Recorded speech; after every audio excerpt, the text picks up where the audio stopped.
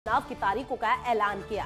बंगाल, छत्तीसगढ़, बिहार और महाराष्ट्र में उपचुनाव होने हैं। 12 अप्रैल को 4 राज्यों में 5 सीटों पर उपचुनाव होगा। बंगाल की 2, छत्तीसगढ़, बिहार की 1-1 सीट पर उपचुनाव होगा, तो वहीं महाराष्ट्र की भी 1 विधानसभा सीट पर होगा उपचुनाव। 12 अप्रैल को चुनाव होने हैं, जहां 16 अप्रैल को नतीजों की घोषणा भी कर दी जाएगी। चुनाव आयोग ने 4 राज्यों में विधानसभा और लोकसभा के लिए उपचुनाव की तारीखों की घोषणा कर दी है और ये उपचुनाव पश्चिम बंगाल, बिहार, छत्तीसगढ़ और महाराष्ट्र में कराए जाएंगे।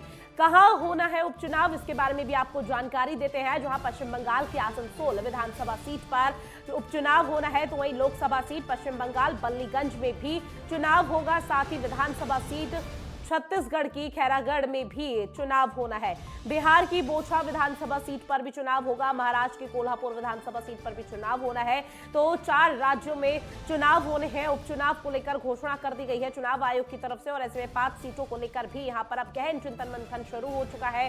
16 अप्रैल को इसके नतीजे आ जाएंगे, जहां उपचुनावों की तारीखों का बड़ा ऐलान किया गया, जिसका लंबे समय से इंतजार चल रहा था। ऐसे में 12 अप्रैल को 4 राज्यों में उपचुनाव होंगे, जहां पश्चिम बंगाल के आसनसोल विधानसभा सीट पर होगा, तो वहीं पश्चिम बंगाल बल्लीगंज विधानसभा सीट पर भी उपचुनाव होगा। तो छत्तीसगढ़ की खैरागढ़ विधानसभा सीट पर भी चुनाव होना है। इसके साथ ही बिहार की बोछा विधानसभा सीट पर भी चुनाव होना है, जिसको लेकर अब तैयारी शुरू की जा रही है। तो महाराष्ट्र की कोल्हापुर विधानसभा सीट पर भी चुनाव होना है और ऐसे में पश्चिम बंगाल की आसनसोल जो सीट है वो लोकसभा सीट है, जिस पर अब चुनाव आने वाले समय में होना है। तो एक अहम जानकारी आप तक पहुंचा रहे हैं, जहां 5 सीटों पर चुनाव होने हैं, जिसको लेकर अब यहां गहन चिंतन मंथन भी किया जा रहा है।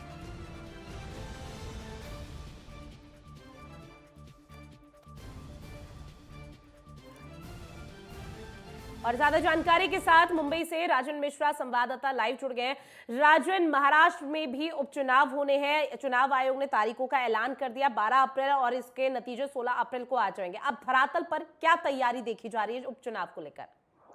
देखिए, निश्चित तौर पर महाराष्ट्र का जो विधानसभा जो कोल्हापुर उत्तरी विधानसभा क्षेत्र है, जहां पर कांग्रेस ने जीत दर्ज की थी, जिसके बाद जो कांग्रेस के जो विधायक थे उनका देहांत हो गया और अब ऐसे में बीजेपी कहीं ना कहीं अपने उम्मीदवार उतारने की तैयारी में है और बीजेपी की तरफ से जो है बीजेपी के एक नगर सेवक है, उनको कहीं ना कहीं टिकट मिलने की तैयारी है।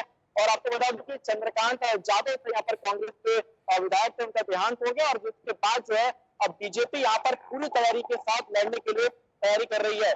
तो देखिए राजन, बिल्कुल यहाँ पर जो तमाम राजनीतिक दल हैं उनकी तरफ से तैयारी की जा रही है, लेकिन अगर महाराष्ट्र की कोल्हापुर विधानसभा सीट के समीकरण की बात करनी चाहे तो किस तरह से पिछला यहाँ पर जो भी इतिहास रहा वो कैसा था, अब आने वाला जो भी कार्यकाल रहेगा वो किस तरह से यहाँ पर बाकी दल अपने आप को देखते हैं?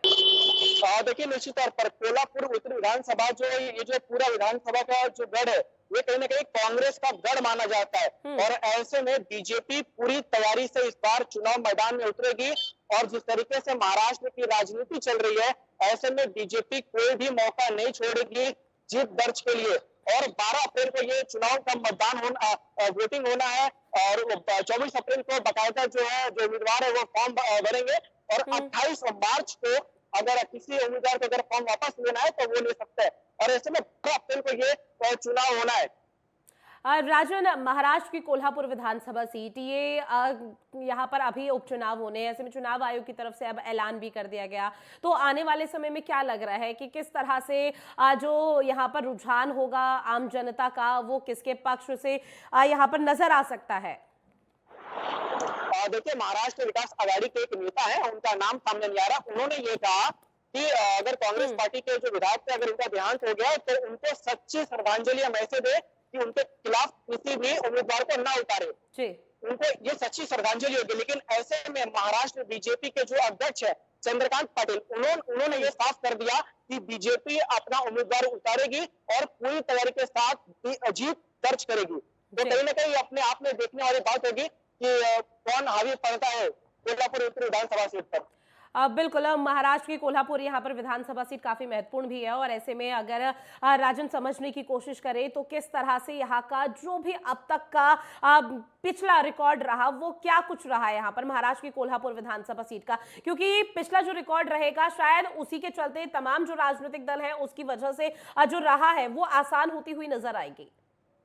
देखिए निश्चित तौर पर, क्योंकि देखिए यहाँ पे राष्ट्रवादी कांग्रेस पार्टी का भी एक अपना गढ़ माना जाता है, लेकिन पिछले बार यहाँ पे कांग्रेस पार्टी के जो उम्मीदवार थे उन्होंने जीत दर्ज की, तो कहीं ना कहीं महाराष्ट्र विकास आघाड़ी सरकार जी। जो है वहां पर उनकी कहीं ना कहीं एक मजबूती है, लेकिन बीजेपी जिस तरीके से रुख अपना रही है और ऐसे में बीजेपी अपनी पूरी तैयारी के साथ इस बार चुनाव मैदान में उतरेगी, क्योंकि देखिए महाराष्ट्र की जो बिल्कुल राजनीति राजन, है। अब आगे आने वाले समय में क्या तस्वीरें सामने आएगी उसके बारे में और भी अपडेट आपसे लेते रहेंगे। आप हमारे साथ बने रहिए। पटना का भी अब रुख करते हैं। विवेक रंजन हमारे साथ संवाददाता लाइव जुड़ गए हैं। विवेक, बिहार की बोचा विधानसभा सीट पर उपचुनाव होना है, इसको लेकर किस तरह की तैयारी और तस्वीरें सामने आ रही है धरातल से? जी बिल्कुल, बिहार में उपचुनाव का जो है एक ही सीट है, बोचहा सीट, जो कि विकासशील इंसान पार्टी जो अभी एनडीए का सहयोगी है, उनके सीट में था बोचहा सीट, लेकिन वहां से एक मुसाफिर पासवान थे, वहां के जो विधायक, उनके निधन होने के बाद वो सीट खाली हो गई। ऐसे में लेकर वहां पे एनडीए के जो है बीजेपी वहां पे अपना दावेदारी पेश कर रही है। ऐसे में देखना होगा जिस तरीके से जो ये चुनाव का जो डेट भी ऐलान हो गई है, 17 मार्च से सभी लोगों का नामांकन है, वहीं 12 अप्रैल को वोटिंग करवाई जाएगी और उसके बाद 17 या 18 तक नतीजे आ जाएगी। ऐसे में ये देखना है इस सीट पे किस तरीके से दावेदारी पेश रहेगी, क्योंकि ये जो सीट है अभी जो मुकेश सहनी है, पिछली बार जो बात करी जाए उत्तर प्रदेश के चुनाव में उन्होंने बीजेपी के खिलाफ अपना मोर्चा खोला था, उससे लेकर अब बीजेपी के जो मंत्री लोग हैं वो अब उनके इस्तीफे की पेशकश कर रहे हैं, इनको इस्तीफे की मांग की जा रही है। अभी बोचहा जो सीट है सबकी निगाहें टिकी हुई रहेगी कि एनडीए में इस सीट किसको दी जाती है। महागठबंधन की तरफ से आरजेडी अपने वहां पे उम्मीदवार को घोषित कर रही है। आज वो प्रेस कॉन्फ्रेंस करेंगे और उसके बाद ऐलान करेंगे कि कहाँ वो उस सीट पर किसको दावेदारी पेश की जाए। जी हाँ, हालांकि राजन ज्यादा समय बचा नहीं है और ऐसे में 12 अप्रैल की तारीख यह निर्धारित की गई है जब उपचुनाव होगा और ऐसे में जल्द ही इसके नतीजे भी आ जाएंगे। लेकिन इस बीच किस तरह की और कितनी राजनीतिक दलों को यहाँ पर चुनौती लग रही है या किस तरह की चुनौती देखी जा रही है अब आने वाले समय के लिए?